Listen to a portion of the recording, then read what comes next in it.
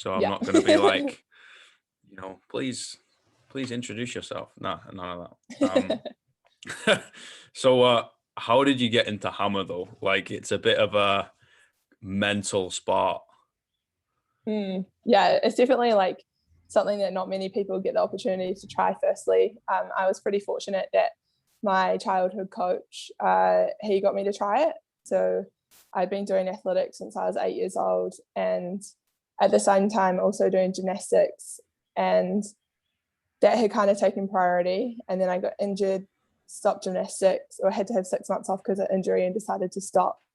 And then after that, I kind of took a little bit more interest in athletics in general. I was doing like a lot of jumping and sprinting, and for a while, especially when I was younger, I hadn't really enjoyed throwing, but I think that was like more because I wasn't good at it more than anything. And then, yeah, my coach was like, have a go at this. And I was like, okay. Again, was good at it, which kind of helped me to stick at it, I think, for a start. And yeah, just kind of, I know, in a way, kind of became addicted to it. It's quite like, I mean, I progressed pretty fast, so it was exciting seeing that like improvement across quite a short time frame. But yeah, that's how I got started in it. And yeah, again, very fortunate to have had a coach who had some interest in it and was prepared to try and teach it, because there's not many people around that are will try and do that. Yeah, like you look at it, right, and everyone's like, oh yeah, you can chuck a hammer down the field. Yeah, but can you chuck it very far? And it's like the technical aspect, you're like, yeah, I wouldn't even know where to start. Yeah, and I think a lot of people look at it and they're like, oh my gosh, like that's so dangerous. And it's like, I think it does look like that from the outside, but once you get into it, you're like, it's not dangerous at all. Like, obviously you're cautious when you're throwing and aware of what's going on around you, but I think that's a bit of a roadblock for some people like starting, or at least for coaches to try and teach it along with all like the discus and shot put. Like, there's no way I could see it ever happening in like a school athletics event, let's say. Yeah, for sure, because you need to use net around you. Like, if you throw it another way and there's no like safety barrier, see you later. That's so like the access to it's like it's pretty difficult to access. And I mean, I've done a little bit of coaching myself, and it's pretty scary, even like as being a hammer thrower myself, trying to teach some kids, because you're just like, you give them and they like wildly swing it around, and I kind of know where it's going to go, but at the same time I'm like, it could hit me. So I kind of get where they're coming from with that too. Yeah, the danger aspect's really really interesting with the whole like kids dynamic, because we allow them to play rugby at a very young age, and we start full contact pretty early, like maybe I don't know, when do we start in the UK? Maybe 10 or 11, like we start like full contact. So that's like, you can have head-on-head collisions, like full pelt at each other, and we're like, oh, get up, brush it off, don't worry about it, that's sport. But if we go to like toss an object down a field, everyone's like, oh, hold on, it's a bit dangerous. Put up all the signs, put the cones out, all that sort of stuff. I don't understand it. Like, what's the kind of stigma, if there is any, behind throwing in general? I know, I think it's just like there's not a lot of like understanding around it, and it does look like a really complex thing as well. So I think there's probably a lot of fear. I mean, it is a really hard thing to do with a massive group of people, and that's probably when it becomes unsafe to put it in like a school environment. That's when it becomes tricky, whereas rugby's like probably a little easier of a sport for that to happen. I guess like for me, like that's part of the reason that I enjoy going and coaching, and I get the opportunity to kind of like try and change that. I mean, it's only within like one club, but at least if I can start trying to change that, like view on it there, then it's something at least. For sure. It's like the trickle down effect, right? Like, you'll coach one kid and then they'll tell two people and they'll tell two people. And, that's awesome. Like, what were you like exposed to any field events in school? Did you have any like shot put, discus, javelin? Yeah, so that's actually the reason that I asked mum if I could go to athletics. Was I'd done it at school, and I was like, I really want to keep doing this. So I went along, and we had, I think I said I was 8, but we had like a really big group of girls going through. So I think there was like at our club, which was like, I mean, relatively small compared to most because it was in Timaru, we had like 12 girls. So it was like pretty cool competition for us to turn up and go to every week. I think, yeah, because I'd had exposure to it in the club setting, I probably struggled with it a little bit in the school setting because there was a lot of like added like rules and that kind of thing, and like teachers that didn't actually know how to teach it as well, which frustrated me. I think, yeah, and same at school, I really enjoyed like the competitive side of it, like, and that was across every event. There was like high jump and long distance and sprints, and yeah, I was always out there. I think right through from primary school through to the end of my secondary school, out there doing like every single event that I could. That's awesome. Like, well, something that I've noticed, like being over here for like 18 months, like I said, is like the difference of like social norms of females in sport, which is really cool. Mhm. But like over here, there's a lot more ladies in power sports rather than just the traditional, field hockey, netball, maybe women's Mm. football. It's like, a lot of field events, a lot of ruggers, and kind of getting into those events. I think that's fucking awesome. Like, it obviously Mm. should just be 50-50 Yeah, throughout all sports. What do you want to do? Oh, I want to go do, I don't know, lacrosse. It's like, cool. There's something to go do that. Um, why do you think that is? Like, because obviously I didn't grow up here, so it's a bit different. yeah. um I know I actually hadn't noticed it much, but that probably is the case. I mean, probably the rugby helps quite a bit there. um Mm, for myself, like I grew up doing gymnastics and I was always like strong and muscly, which kind of helped when I went into like a field event where it was like I was completely okay with that. But I know like there are girls that I've heard be like, I don't want to like throw shot put or throw discus because I don't want to have to be like big, which I kind of get, but at the same time, like it's so cool what then you can like your body can do and what you can go mm, out and do being like that. Um, yeah, I don't know. I think definitely in the last couple of years as well, there's been like an increase in, we've seen an increase in, at least in like the throwing community of like younger girls doing it. Like pretty much now when we go out for a meet for hammer, we'll have like over 8 girls, which is awesome because in the past there'd be like 3 or 4 of us out there. And I think that's probably partly for hammer come from like having exposure, like obviously myself now, but there's been a couple of other hammer throwers come through over the last couple of years that have just like, I don't know, directed people's attention towards the event, and they've kind mm. of been like, oh, this is actually like pretty cool. Yeah, that's a tricky one. I'm not sure. I don't know how to answer that. No, it's cool. Like, it's really fascinating to see, and it's a breath of fresh air. Like, you're just used to going to places, and you're like, oh, here we go again. Like, no ladies are Mm. in sport, or there's like 2 outliers, and they kind of have to deal with all the shit that goes with it. But it's really Yeah, cool to just kind of see like so many people are just kind of bred to do something. I don't know if it's yeah, because there's a lot of farms down here in the South Island, or like you said, it's kind of come from the rugby, and everyone's like, all right, we got to do something. Um, yeah.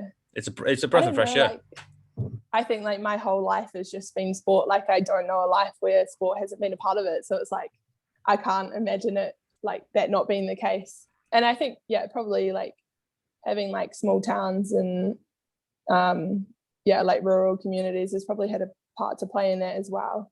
I mean, throughout my whole schooling like career, I was always encouraged to play sport. I had a group of friends, or I was part of a group of friends that were like, we don't want to do like athletics days and that kind of stuff, and would use any excuse to get out of it. So that's still there. But yeah, I think in general, like, yeah, there probably is like a pretty high participation in sport, to be honest. Yeah.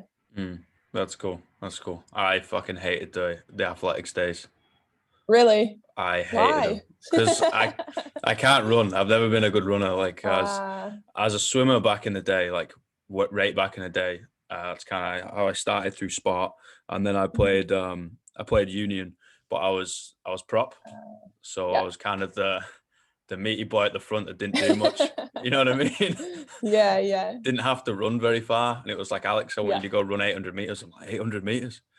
It's a long way. I wouldn't run that far for an ice cream, mate. Like, that's not going to happen. Yeah. Yeah, so they always toss me into the, okay, you're going to pick this ball up and you're going to throw it down the field. So, okay. Or you're going to pick this big stick up with a spike and you're going to chuck it. I was like, all right, whatever. Yeah. You know? It. Yeah. Does that mean I get to sit down after throwing it? Yes, it does. Okay, wicked. I'm in. Sold. Yeah. And then you get the people that fucking do the high jump. That's incredible. Like, oh, really? I have no idea how people can do that. Yeah. I think like I kind of enjoyed it because I had like a lot of like skills and stuff that came across from gymnastics. So I think, I don't know, potentially that's why I kind of could slot myself into any event and like enjoy anything. I think now like the idea of doing like a long distance race, I'm like, why would you put yourself through it? Like, I'm with you. I'm like, I'd rather just like maybe a sprint and then I'll sit down and watch. Like, not even if you no paid appeal. me.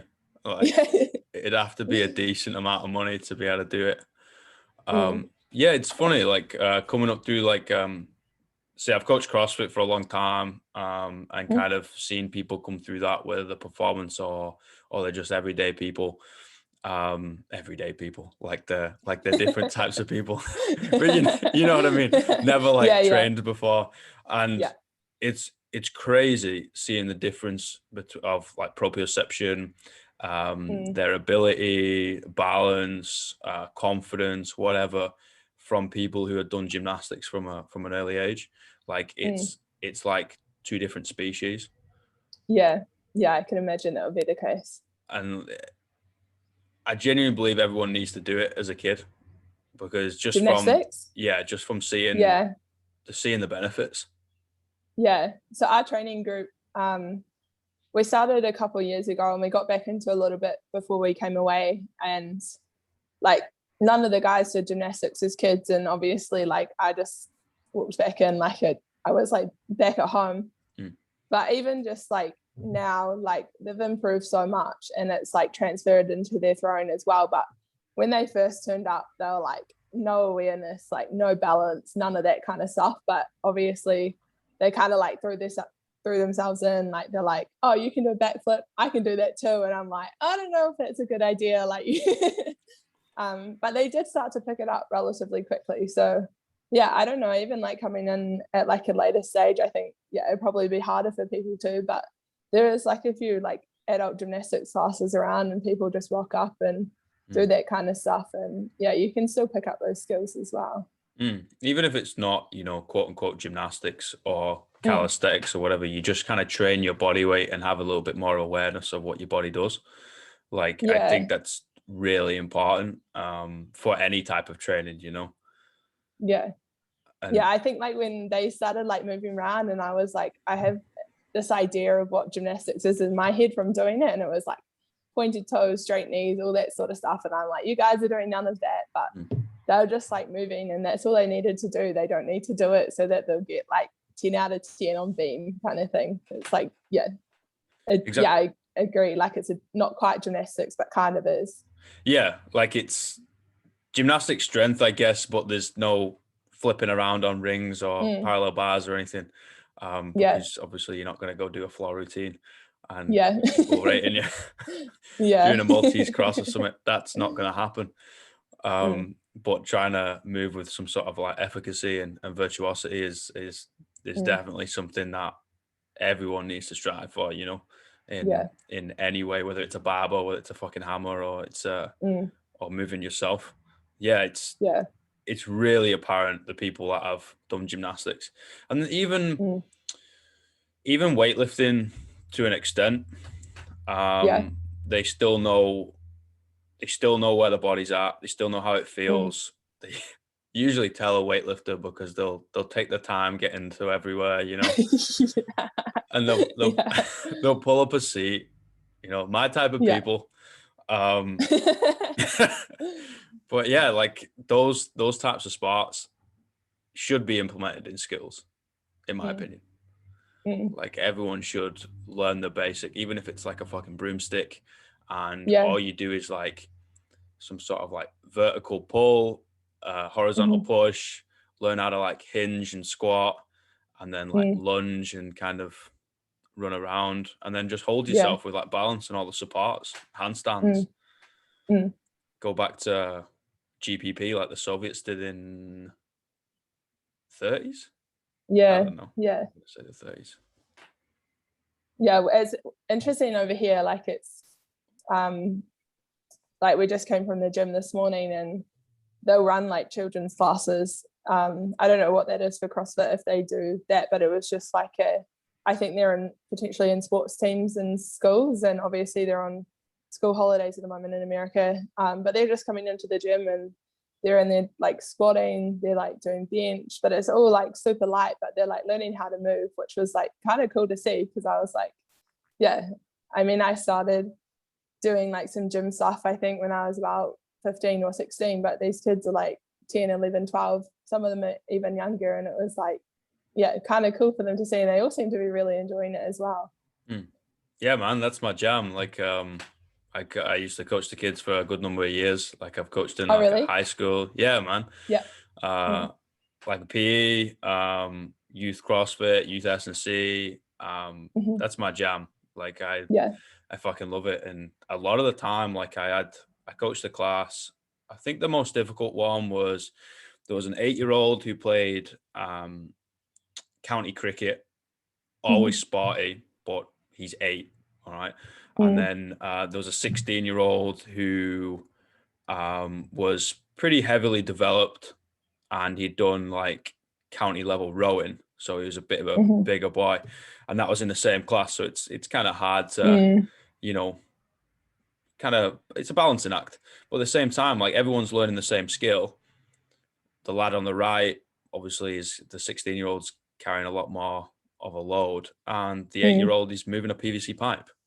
You know, he's learning how to actually move. So then it's going to transfer over into the cricket, granted. But I kind of play the point of it's going to transfer over to life. Like, yeah, we're going to make some incredible athletes, and potentially these kids could go to the Olympics, you know, like potentially they could be Olympic champions one day, which is fantastic and something that, you know, a lot of people strive for. At the same time, you know, most people don't make that, then do. Yeah. You know, there's one person that will be Olympic champion every 5 years. So it's like, well, what else do we do? Like, well, they're also going to bleed off into life. They can like move their body. They're a lot healthier, mental health, like they know proprioception, balance, social skills, taking cues. Like it's strive to strive. You know what I mean? It's all a benefit. I love coaching the kids. They're awesome. Yeah. Yeah. Especially if they're late, because then you absolutely break them. That's the way. Yeah, because like adults always got an excuse. Oh, there was traffic. I was like, I don't care, mate. To be honest, I don't care if there's traffic. You owe me burpees. Like, oh, but you know, this person, they always give you a bit of lip. But with the kids, you can be a little bit more dictatorial, like militant. It's like, no, you were 2 minutes late. You're gonna run the gauntlet, and I'm gonna make you throw up. Yeah, when I was coaching gym, like all the kids would like come in and they'd like forget their drink bottle, and they'd be like, I'm thirsty, and they're like, oh, I was like, why didn't you bring it? And they're like, oh, mum forgot to bring it. And I'm like, you know, that it's like you're the one coming to practice, like it's your responsibility. And even just like teaching little things like that, like if you want your drink bottle at practice, you need to make sure that you've got it packed in the car when mum picks you up. So yeah, it's mad, like the lessons you learn through sport, and like your coaches kind of become like your life mentors. Like you remember the little lessons that they beat into you, metaphorically speaking, of course, through like drills and all that crazy stuff. And you're like, oh my God, I hate this person so much. Like, I don't want to be here. And then, you know, I think back to old rugby coaches and I'm like, motherfucker, I use that. I use that every day. Yeah. Like, I think later on you become like so grateful for it. At the time, you're just like, I don't want to be here. I don't want to be doing this. God. I hated those sessions. Yeah, summer fitness, nah, that can get fucked. I ain't doing that no more. Yeah. I don't know True. I how don't. you lot do like the summer fitness here because it gets fucking hot. Oh, really? Yeah.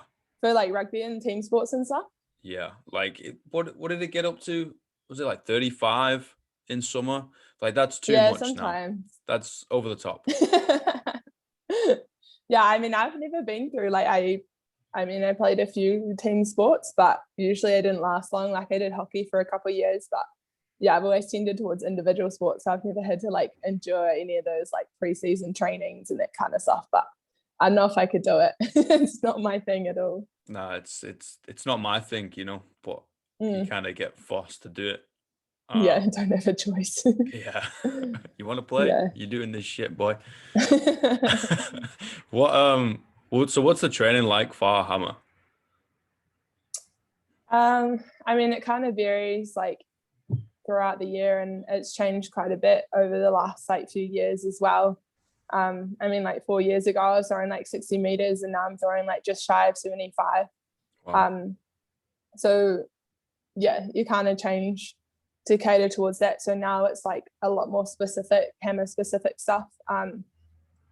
So like this week, I think we're probably in the gym I think we're in the gym 3 times, but right now, because we're in comp season, it's not like anything super heavy. I did snatches today, but it's like for like peak velocity rather than like weight. And the rest of it's like kind of accessory work, which is usually like, yeah, hammer specific. So I have my hammer shoes on in the gym doing drills and that kind of thing. I think we're throwing like 5 times this week, which is quite a lot. Usually we'd throw 4, maybe 3 times if we've got a comp as well. And then some of the sessions will have a circuit after, but like a hammer session, we're probably throwing for up to a couple of hours, and we'd take maybe up to 30 throws, Wow. which is quite a lot. Like, I mean, hammers not, you can take more throws.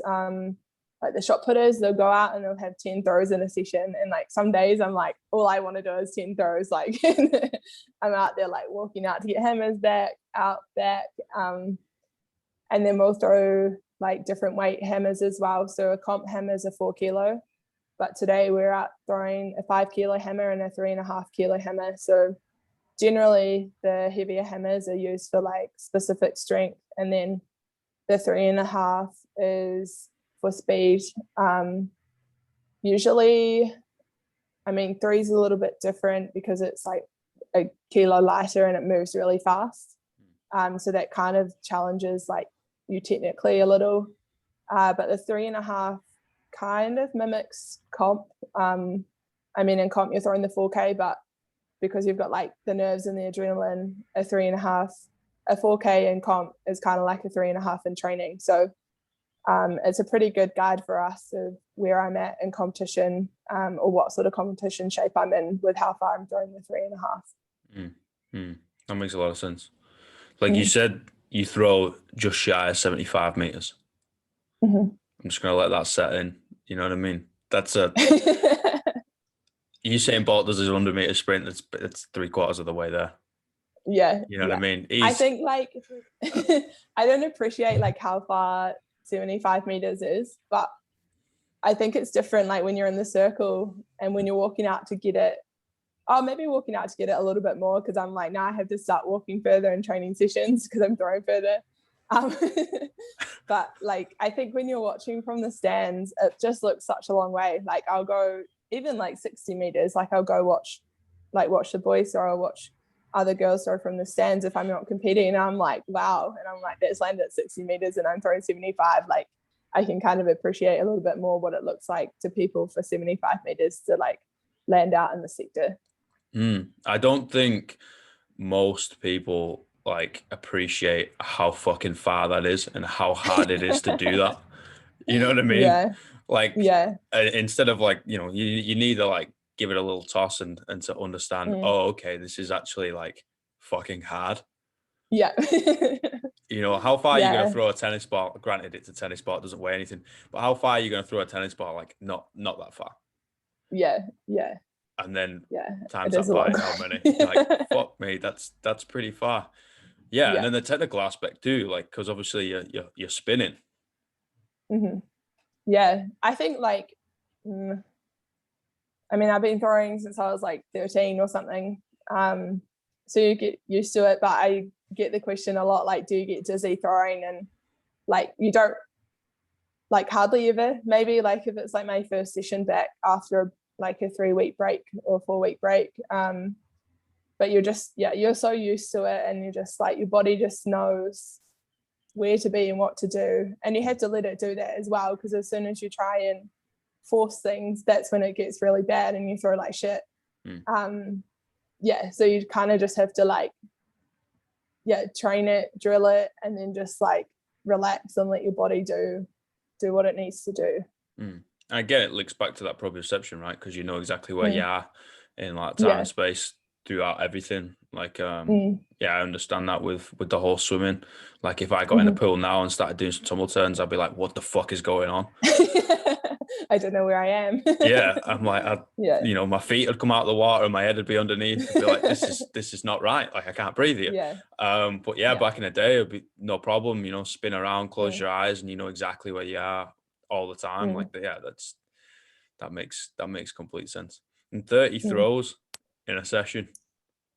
Yeah, I mean, not all of them are like hard out. Like today, none of them were. But like other days, we'll have like a few sessions to get. We do have shorter sessions. So like before I came away, we're having like, we call them survivor sessions. So I'll have like 3 throws to get warmed up, and then we set cones out at a distance. So if I was throwing a 4K, we'd probably start now at 70 meters, because I can pretty much throw 70 meters on any given day. And I have 2 hammers, and I have to throw at least one of them past the cone. And if I get it, we move it out 2 meters.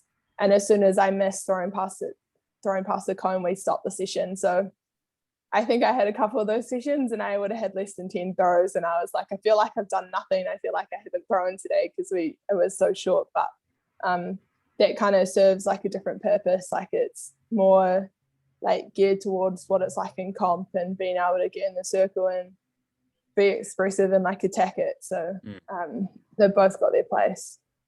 How many throws do you get in a competition? So you get a couple warm-ups, and then you get 3 rounds. And after the 3 rounds, the top 8 get another 3 throws. So most of our competitions in New Zealand, we're always getting 6 throws in a competition, just because we've got less than 8 people. But away over here, you have to fight to be in top 8 a lot of the time. So sometimes you might finish and only have your 3 throws. The other thing as well, like, so for the Olympics, there's qualifying rounds. So I think there's 32. They'll take 32 people to qualifying. So that's split into 2 groups of 16, and the top 12 go through to finals. So you get 3 throws in qualifying, top 12 go through to finals, and then it runs the same as a normal competition. So you go 3 throws, then top 8 will get another 3, and that decides the podium. Is it the average between all 3, or is it your furthest throw?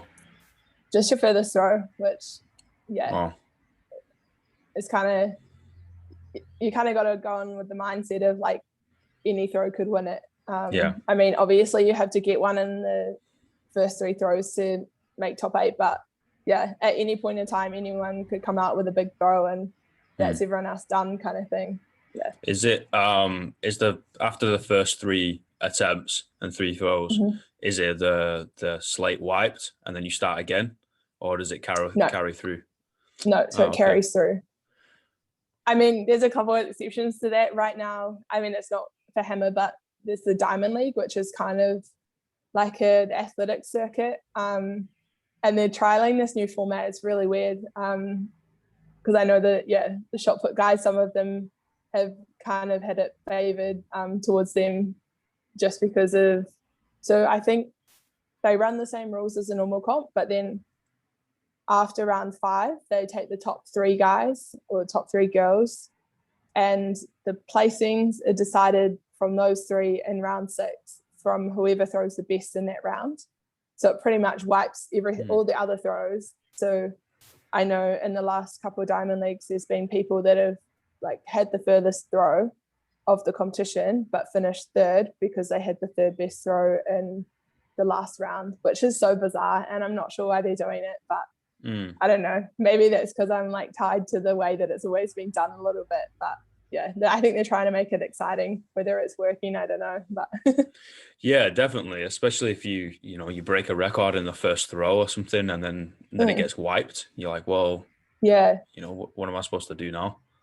Yeah, well, that's a nuts thing because they like, I think some of the long jumpers, they've done a Diamond League like, I don't know, 10 years ago, 20 years ago. And they're like, if they ran that format, the guy who broke the world record that year would have come 3rd in the competition and been beating based on last round results. And I'm like, when you put it like that, I can't see how it works. Like, it doesn't make sense to me. That doesn't but make obviously any sense. It makes sense to someone. Yeah, I think it's probably an effort to make it more into a spectator sport. That's the only avenue I can see him coming from. But at the same time, like you're seeing like human beings toss some fucking heavy objects like far down the field. It's pretty entertaining, you know what I mean? Yeah. And if you're not going to be entertained by that, you're not going to be entertained by a diamond format. They're probably going to go watch beach volleyball or something. Yeah, definitely. Whatever. I actually watched a clip yesterday of a long jumper clearing the fucking sandpit. Really? Like hit his feet at the edge of the pit. And I was like, that is insane. Oh, how long was the pit? I have no Must idea. Have been short. I think they've got regulations on like the major pits, like they've got to be a certain length, but that would hurt, surely. Yeah. But like some of the feats of athleticism that's coming out now, with obviously sport science is coming up, and we've had like a good few hundred years to try and perfect these things.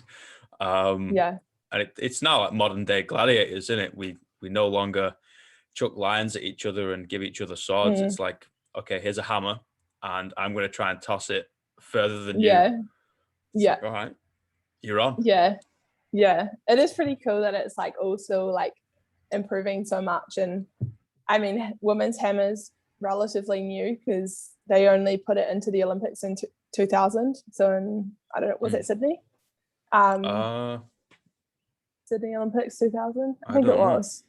And the men had been going for like, I think probably since the 40s or 50s.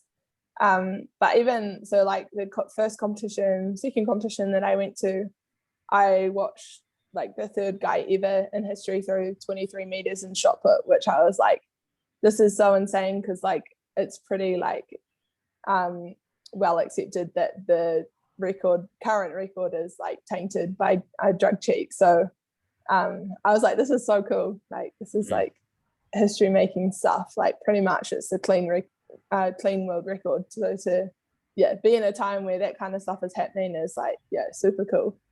Yeah, and like everything is now progressed on to, we are now at, if not beating, like levels of, you kind of use a little bit of enhancement to get yourself there. And now, because of everything is just improved on every front, sleep, food, training, stress, whatever, it's now the levels have been pushed even further from there. And it's crazy. It's really cool to see. Yeah, definitely. What's on the cards for Tokyo? Have you got the ticket?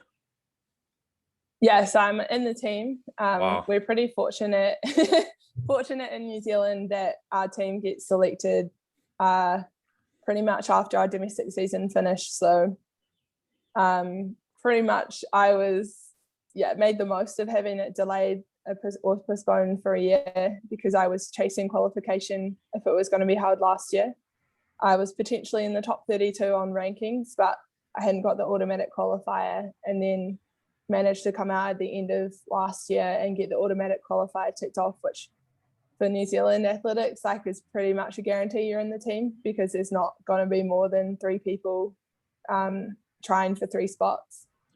So pretty much since the start of this year, we've known that I was going, so I've been able to prepare like that. Whereas right now I think there's like 6 girls in America trying for 3 spots, and they don't know, like, I think their trials are this week, and if you don't perform on the day, you're not going to Tokyo.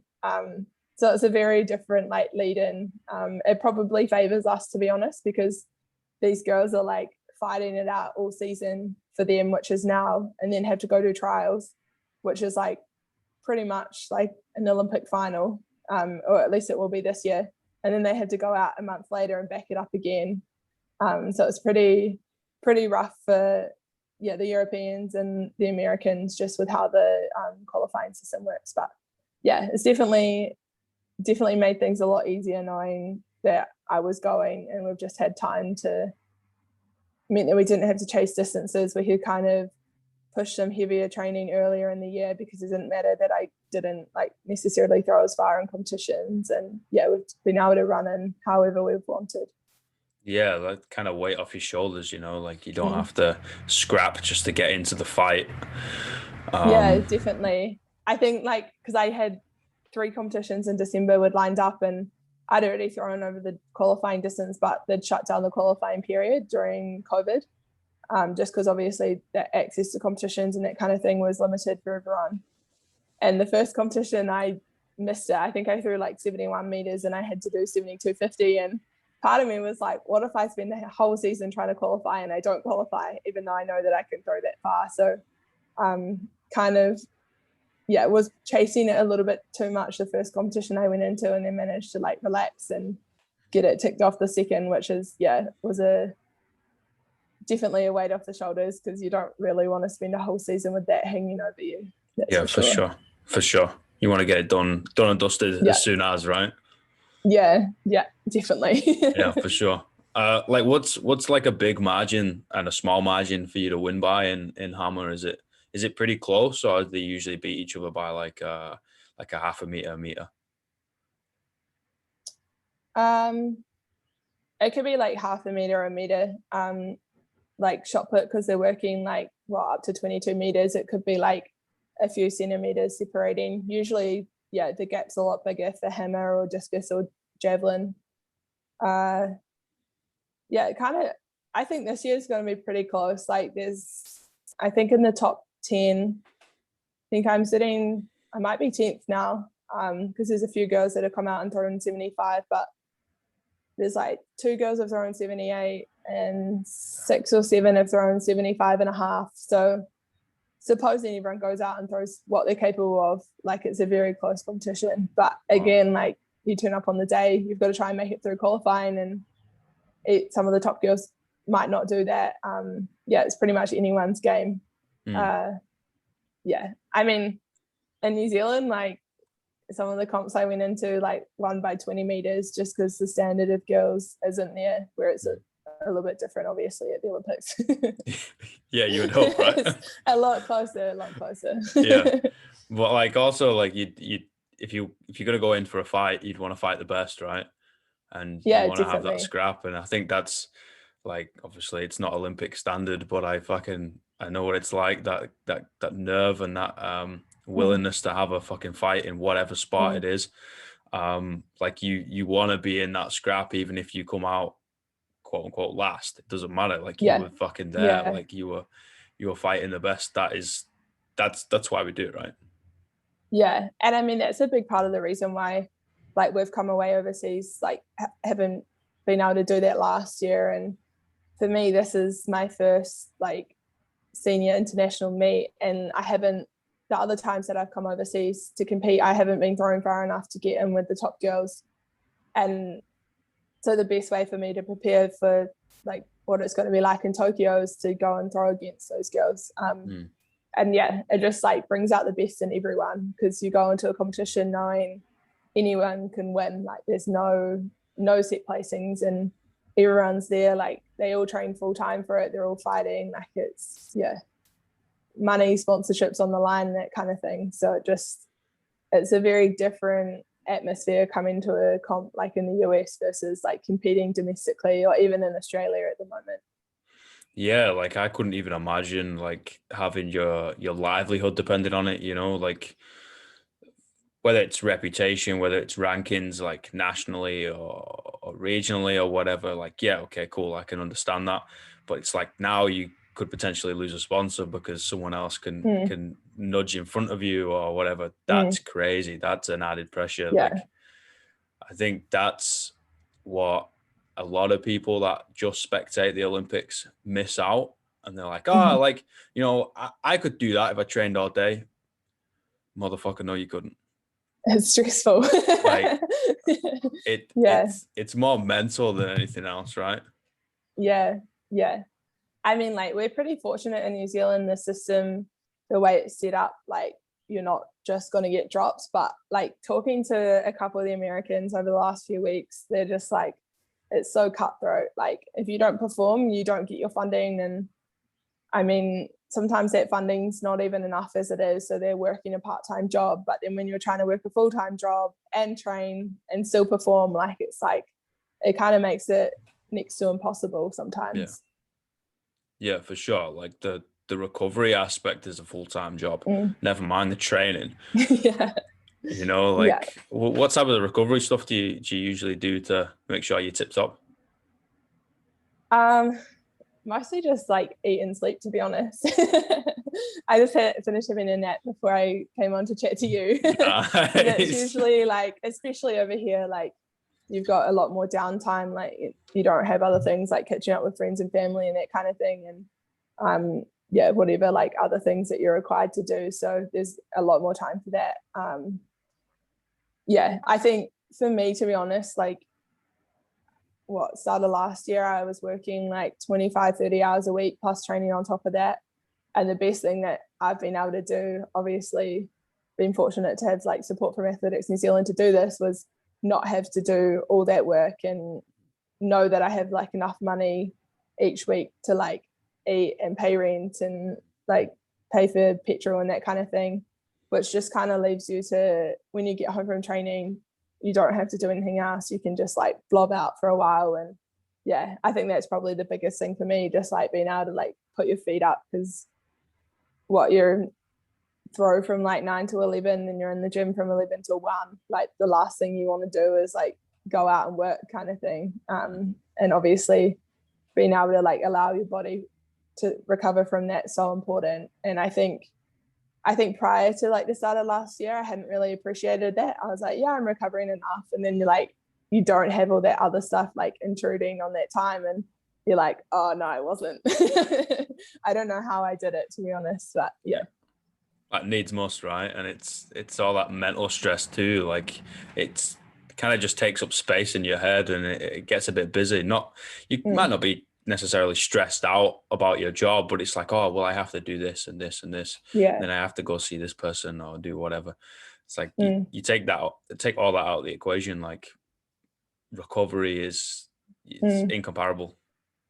It took me so long to learn. And I don't know that I fully learned it because I managed to crash and burn every single semester. But like I did a university degree and I didn't study full time. I dropped down to part time. But regardless, like every time we had exams, because obviously I was putting a lot of pressure on myself for like study, like yeah, the wanting to do well in sport just crosses over into like another domain. And Mhm.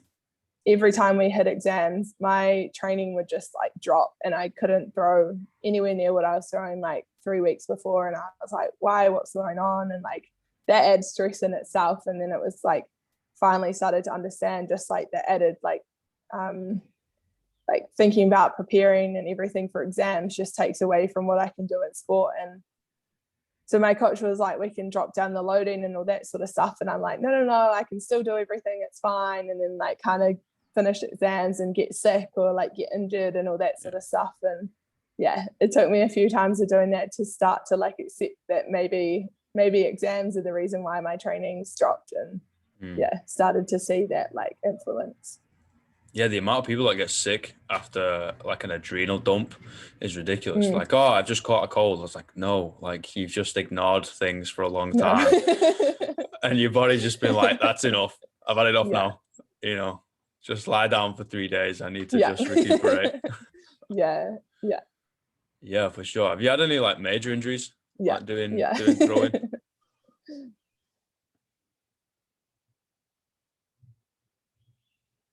I've been very fortunate that I haven't had anything major.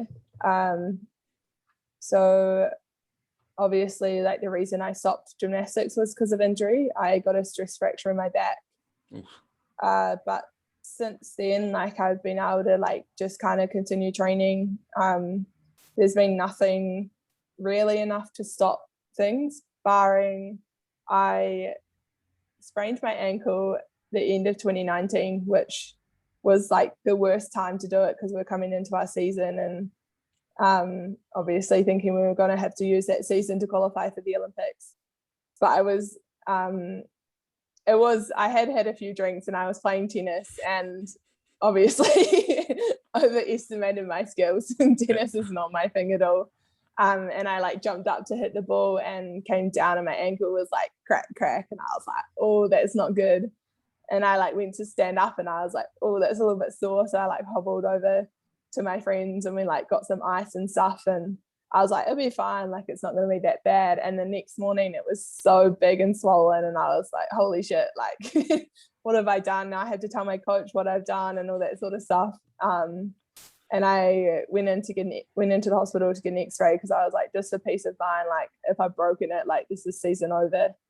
And fortunately it was just a sprain. But it was like the worst ankle sprain I've ever had. Like, obviously, like, you roll over on your ankle and it's sore for a little bit, but I couldn't throw for 2 weeks, which I was trying to throw and I just couldn't. And I kind of had to resign to the fact that I was actually going to have to take some time to like put my foot up and just rest and make sure we rehabbed it as much as we could so that I could actually have my season. So we lost a little bit of training from that, but yeah, I mean, yeah, 2 weeks is probably the most I've had to have off from an injury. I mean, you've always got niggles and stuff, like you're always sore. There's always stuff going on, which I know I feel for some people that might be enough for them to like have a break. But yeah, you just kind of, I know, not ignore them, but it's just part of it. You just do what you can. Like, I mean, if you need to take some time off because of a niggle, like, I don't think you can be a professional athlete, you know? Yeah. I don't think you should be going to the Olympics. It's like gonna beat the shit out of yourself. You got to be able to take a beating.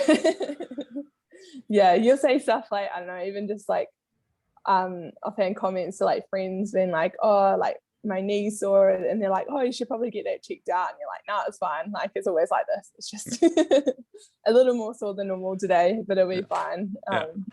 Whereas for other people it's like alarm bells being like, what's going on, what's wrong with me? And just I'm like, fine. I just feel like I've been hit by a train. Yeah. Like, that's not normal. It's like, what about this is normal?